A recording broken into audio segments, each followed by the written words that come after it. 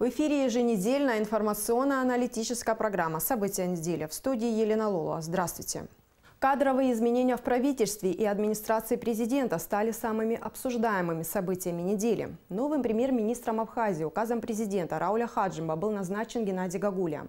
На этом посту он сменил Беслана Барцыц. В свою очередь Беслан Барцыц возглавил администрацию президента, а его предшественник Даур Ашба стал первым вице-премьером. Геннадий Гагуля – четвертый премьер-министр при президентстве Рауля Хаджимба. У нового главы правительства солидный послужной список. В прошлом он дважды возглавлял кабинет министров. В первый раз с 1995 по 1997 годы, во второй с 2002 по 2003 годы. Был руководителем администрации президента Абхазии. В 2005 году возглавил торгово-промышленную палату республики, где и работал до сегодняшнего дня. Нового премьера кабинету министров представил президент Рауль Хаджимба. Указом президента Беслан Барцыц был освобожден от должности премьер-министра Абхазии, а новым руководителем кабинета министров назначен Геннадий Гагуля. Это процесс рабочий. Да, есть определенные успехи, есть ошибки, огрехи в работе кабинета министров. Те вопросы, которые требуют безотлагательного решения, будут уже новым руководством определяться ориентиры решения этих задач. Вопрос дисциплины.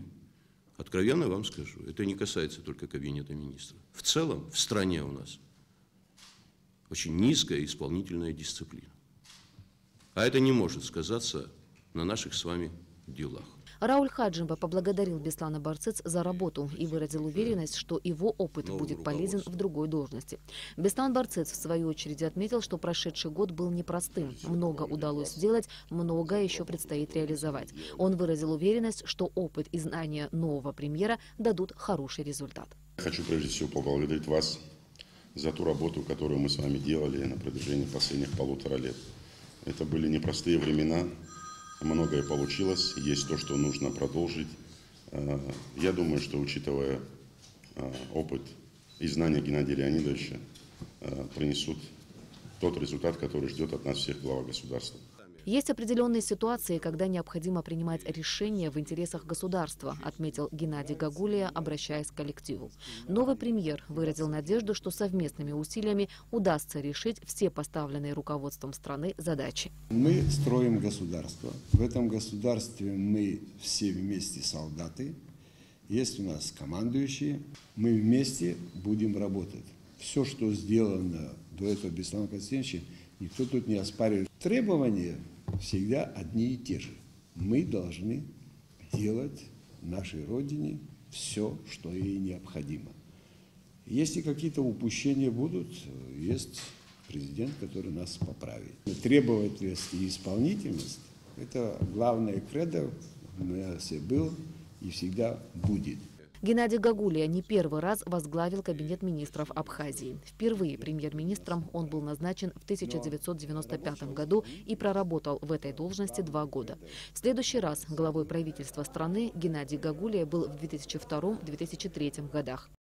Премьер-министр Геннадий Гагуля дал интервью абхазскому телевидению, в котором рассказал в частности о том, сколько времени уйдет на формирование нового состава кабинета министров и будут ли в его команде новые лица. Ответил глава правительства и на другие актуальные вопросы. Мы предлагаем интервью с Геннадием Гагуля вашему вниманию.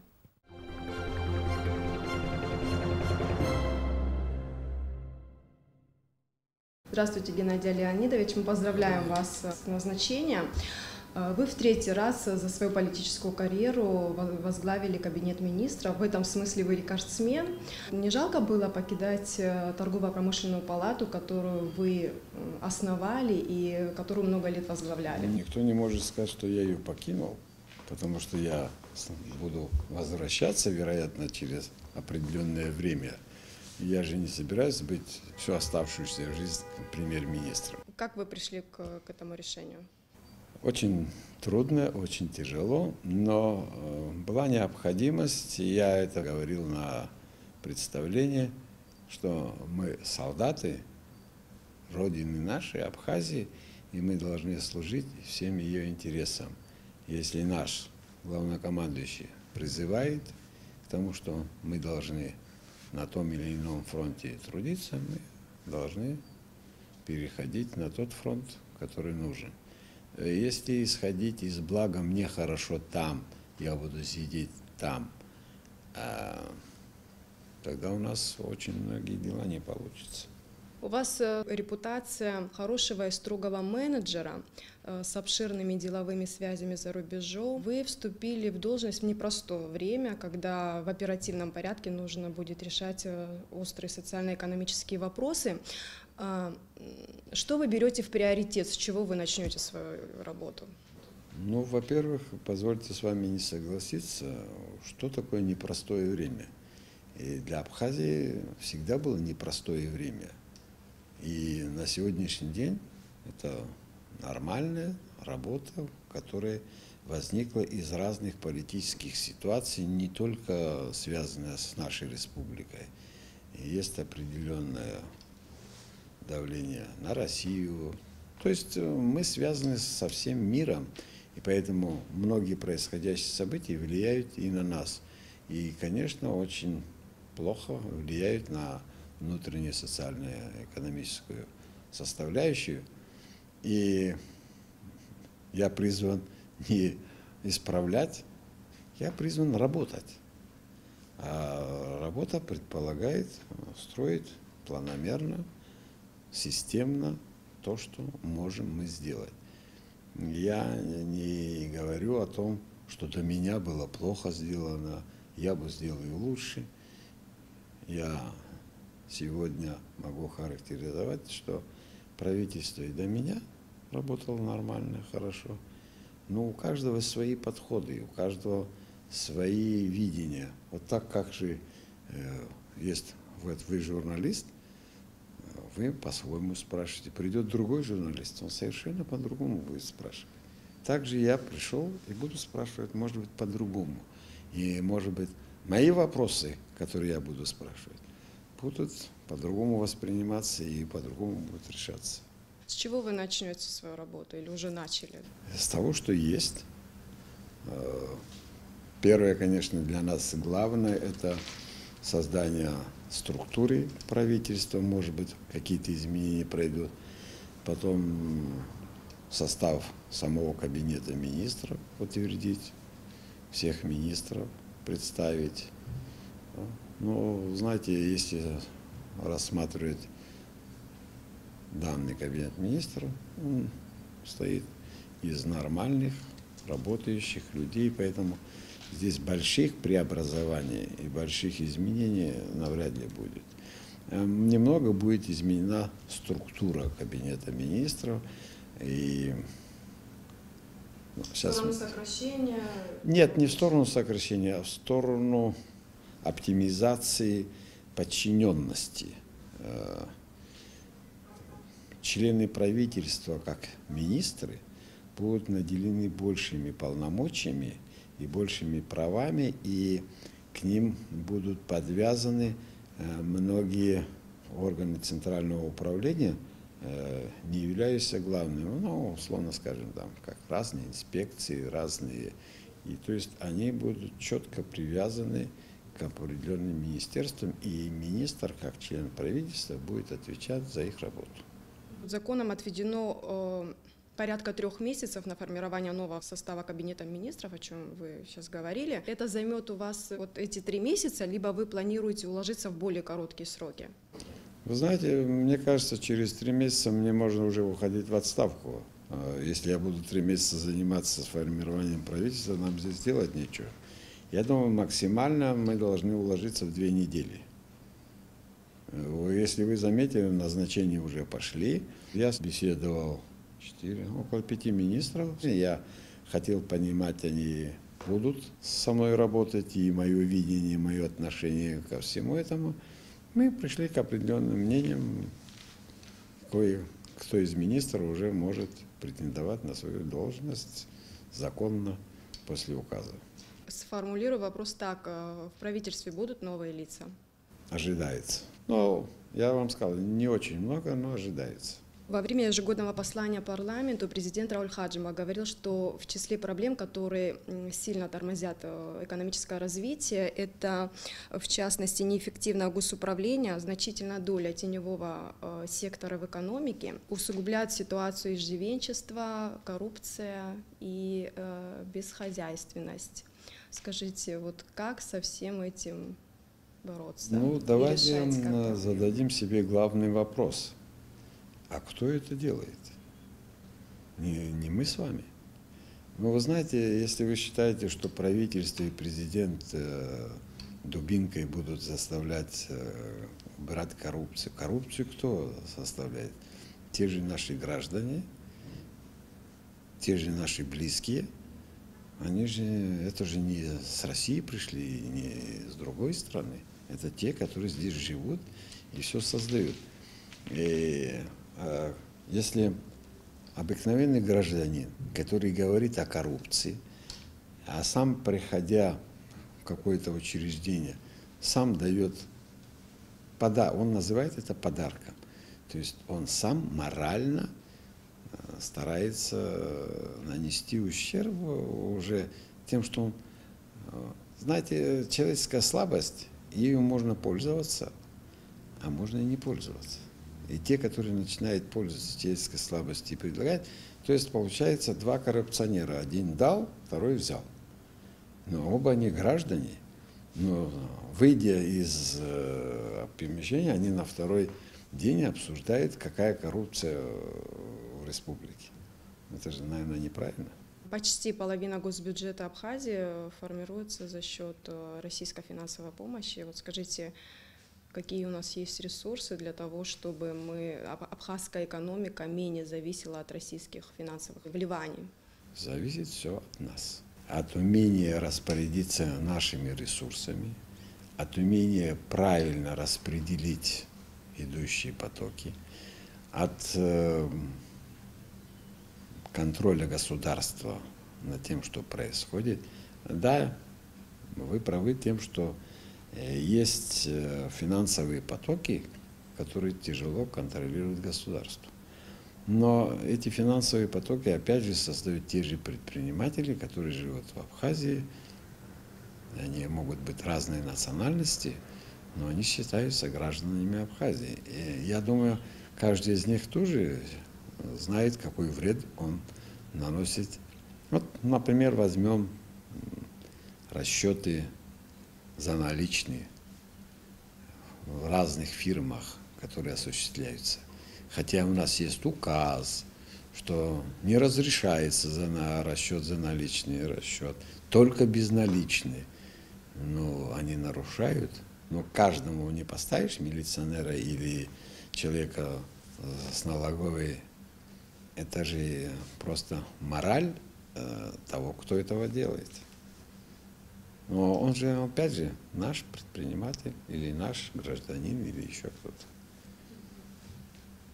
Мы просто, конечно, должны продумать схему работы, чтобы у них не было заинтересованности проявлять такую систему. То есть у нас в системе работы есть, наверное, прорехи, которым пользуются недобросовестные. Если сделать четкую систему, ввести кассовые аппараты во всей Абхазии, увеличить. Вы, кстати, пытались быть на свой пример. Да, но и, кстати, я думаю, эта проблема так и она и не решилась. А она несет за собой очень много разных еще плюсов. И поэтому надо их довести до конца. И я думаю, мы сможем довести до конца. И все хорошее, как бы, от этого будет потом пожинать наши граждане. К вопросу о кадрах возвращаюсь. Как вы относитесь к реформированию системы госслужбы, предполагающей прием на работу на конкурсной основе? Нормально. Я считаю, что должна быть вообще система даже не конкурсная, а сегодня многие претендуют на разную работу. не обладая никакими знаниями и никакими потенциальными возможностями. И проявить, и выявить это очень тяжело, когда ты его примешь на работу, и когда он уже становится работником, и предъявлять ему претензии, что ты ничего из себя не представляешь, вступает в другой закон. Как это я тут все знаю? Конечно, это будет тяжело. Это будет тяжело для многих понять, что он не соответствует той или иной должности. Вы знаете, проблема возникает сразу же. Вот мы сегодня все говорим, что негде найти работу, нет возможности устроиться на работу. А когда речь заходит о том, что мы ищем людей, которые могли бы потенциально быть пригодными к той или иной работе, их нету. Я еще, находясь в палате, задумывался над этим вопросом. Мы тоже своего рода это объявляли внутренние конкурсы на приемы на работу. Но Люди не приходили или приходили, вы просто не приходили. принимали? Не приходили. Не одобряли. Вот. Это, знаете, это каждый боялся, что он придет, и на этом конкурсе выявится, что он недостоин этой работы. То есть сразу появлялось уязвленное самолюбие, как это я. И об этом же становится гласностью, что вот он был на конкурсе такой, и его признали, что он непригоден для этой работы. А этого никто не хочет, этого многие боятся. Можно, конечно, подумать о проведении конкурсов в другой или иной форме, но обязательно нужно, чтобы мы могли внутри не только на должности, а даже вплоть до рабочей специальности набирать людей, специалистов и устраивать конкурсы. Еще к вопросу о реформировании госслужбы. Должен ли чиновник декларировать свои доходы? Ваше мнение? Я думаю, должен. Вы знаете, у народа возникает много разных вопросов. И эти вопросы связаны с тем, что все декларируют, что он получает зарплату 10-15 тысяч, а ездит на машине, которая стоит 1,5 миллиона. Кто ему дал эту машину? Папа, дядя, бабушка? Никто не знает. Но этим он демонстрирует всем гражданам, что откуда это взявшееся богатство без определенного адреса. Это очень тяжело. Я думаю, что, может быть, даже нам можно и пойти, что многие чиновники, которые даже оставили работу, чтобы они еще декларировали после ухода с той или иной должности еще года 2 или 3 контроль за ихними покупками разными, чтобы тоже осуществлялся. Геннадий Леонидович, спасибо, что нашли время Пожалуйста. и дали нам интервью. Спасибо большое.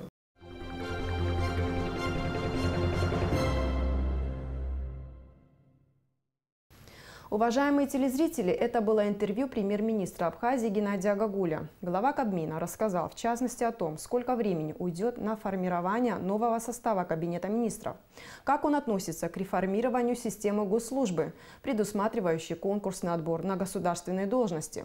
Также он поделился мыслями об экономическом развитии Абхазии.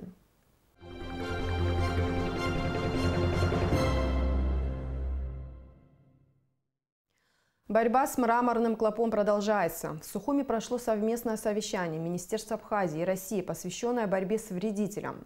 Абхазская сторона должна по максимуму мобилизовать все силы и выполнить взятые на себя обязательства, отмечалось на совещании. Необходимо обследовать все домовладения, обойти заброшенные территории и где есть необходимость провести обработку. Подробности в репортаже Ирины Аршба. Вопрос борьбы с мраморным клопом – это вопрос номер 1 на сегодняшний день в нашей стране, отметил, открывая совещание, министр сельского хозяйства Абхазии Даур Тарба. Благодаря помощи российских коллег удалось собрать немалое количество мраморного клопа, но есть много проблем, решение которых зависит только от руководства страны. Важность проводимой работы и того внимания наших коллег из Российской Федерации помощи, и той работы, которую мы внутри себя проводим, подтверждает, что это на самом деле проблема серьезнейшая. Это напрямую связано с экономикой нашей страны. За этот короткий период времени, месяц, с какими проблемами мы столкнулись касательно финансовой стороны. Мы ставим такие вопросы перед Кабинетом министров, перед президентом нашей страны. Мы бюджет свой уже, исходя из ваших потребностей, формируем. Дополнительно будем изыскивать эти возможности. Благодаря механическому сбору мраморного клопа предотвращен ущерб на 6 миллиардов рублей. По данным специалистов, обследовано 25 тысяч домовладений и собрано более 4 тонн вредителя. Больше всего собрано в Галском районе – 2,5 тонны, в Гагарском – около тонны. На 3-м месте – Ачимчирский район – более 600 килограммов. По оценке специалистов, во всех районах Абхазии механический сбор проведен на 40–50%. Результат хороший, но могло быть и лучше, отмечалось на совещании. Проблема, которую принес этот мраморный клоп, может привести к тому, что продукции сельхозназначения в Республике Абхазия просто не будет. И это, наверное, самая большая проблема. Отсюда занятость, отсюда доходная часть, отсюда, собственно говоря, уклад жизни республики. Давайте еще раз оценим, все ли мы сделали, и давайте поймем, где, в каких районах нам теперь придется с повышенным вниманием мониторить и выполнять, а может кратно повторять мероприятия с применением химии. Первый этап работ по механической сборке насекомых завершен. Сейчас необходимо подготовиться ко второму этапу – химической обработке растений и установке феромоновых ловушек. В Абхазию из России будет завезено 162 тонны химических препаратов на сумму 300 миллионов рублей. 200 миллионов рублей выделено из резервного фонда правительства Российской Федерации на приобретение специализированной техники. При необходимости на время проведения работ дополнительная техника будет завезена из Краснодарского края. Словом, стратегический партнер Абхазии готов оказать нашей республике всемирную помощь. В то же время и абхазская сторона должна по максимуму мобилизовать все силы и выполнить взятые обязательства, отмечалось на совещании. Помимо мраморного клопа в республике есть много других вредителей, а также карантинных растений и сорняков, в борьбе с которыми специалисты Минсельхоза России также готовы оказать содействие. Вы для нас стратегические партнеры, мы с вами как бы в рамках одного экономического пространства. И нам совершенно не безразлично, какая себестоимость у вас здесь. И если вы сегодня механический или физический труд не оцениваете, то он самый дорогой. То есть поручение организовать масштабную работу, и чтобы все садоводы Абхазии в этом году изучили лучший опыт. И последующие сады интенсивной технологии закладывались исключительно по мировым технологиям и стандартам. Тогда нам не будет страшен ни ожог, ни градобой. Тогда мы будем получать мировые, и мы будем конкурентны не только на российском рынке, но и на всех остальных вокруг нас. И мы готовы здесь оказать практическую помощь. Возвращаясь к теме борьбы с мраморным клопом, Джамбулат Хатуов отметил, что в ближайшее время абхазской стороной должны быть предоставлены карты обрабатываемых территорий, схемы употребления удобрений и методы обработки. До 10 мая необходимо провести обработку фундука и плодовых культур. С 1 по 20 июля обработку цитрусовых и хурмы. С 1 по 20 сентября их повторную обработку. А с 1 октября надо вновь собирать насекомых в местах их зимовки. Следующее заседание совместного абхазо-российского штаба по координации мероприятий по борьбе с мраморным клопом состоится через месяц. Ирина Аршба, Алексей Абухава, Абхазское телевидение. Абхазия активно готовится к новому курортному сезону. На этой неделе в Общественной палате обсуждали проблемы в туристической отрасли. Это и санитарное состояние пляжей и объектов общепита, качество сервиса, а также проблемы в ЖКХ. Порядка 80% объектов размещения готовы к курортному сезону, сообщили представители Министерства по туризму. Если будем говорить о туристских экскурсионных объектах, на Вафонской пещере тоже частично здание объекта реконструируется для того, чтобы создать шаговую доступность. Мы с вами все посещали Вафонскую пещеру, мы знаем, какие трудности возникали при приобретение билета, то есть человек сперва должен был приобрести билет в одном месте, потом выходить, находить вход на Афонскую пещеру. Для этого мы приняли решение и кассу, и санитарные узлы, и зоны ожидания, то есть создать, расширить на территории Новоафонской пещеры. Тоже сегодня ведется реконструкция, до конца июня месяца планируется завершиться. Во время чемпионата мира по футболу, который стартует в России 14 июня, российско-абхазская граница будет функционировать в прежнем режиме. Но предполагается введение ограничений для автобусов. Новый мобильный сервис поможет туристам получить необходимую информацию о стране. Географическая карта с навигатором объектов индустрии, достопримечательности, бронирование отелей, оплата экскурсии. Все это будет доступно с помощью мобильного приложения «Карта гостя», которое пользователь сможет бесплатно скачать в интернет-магазине. Презентация инновационного универсального сервиса для туристов прошла в торгово-промышленной палате. Режим работы, телефоны, как туда добраться, это все будет в этом мобильном приложении. Все объекты, которые будут в него ходить, объекты индустрии гостеприимства, предоставлять гостю, скачавшему это приложение, дисконт. Культурная жизнь была насыщена событиями и различными мероприятиями. Так, акция «Библионочь» прошла в Национальной библиотеке имени Ивана Папаскир. В ней приняли участие около 4000 человек. В век информационных технологий именно библиотека стала местом интересного и полезного досуга. «Библионочь» – это ежегодный фестиваль чтения, который впервые инициировали в России в 2012 году. В Национальной библиотеке акция проводится второй год подряд. В Абхазской государственной филармонии с большим успехом прошел концерт оркестра народных инструментов имени Атара Хунцаря.